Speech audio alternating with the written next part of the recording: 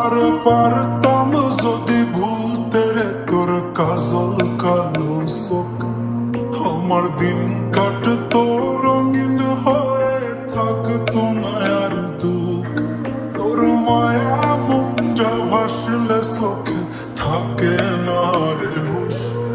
আমি বলবো কি হায় নিজেই হারাই তোর মায়াতেই বুঝ। আমার ভিতরটাই জানে মায়া করে বলে, এই মায়া তো কাটবে না রে জীবন গেলে। আমার অশ্রু খানা জানে কত ভালো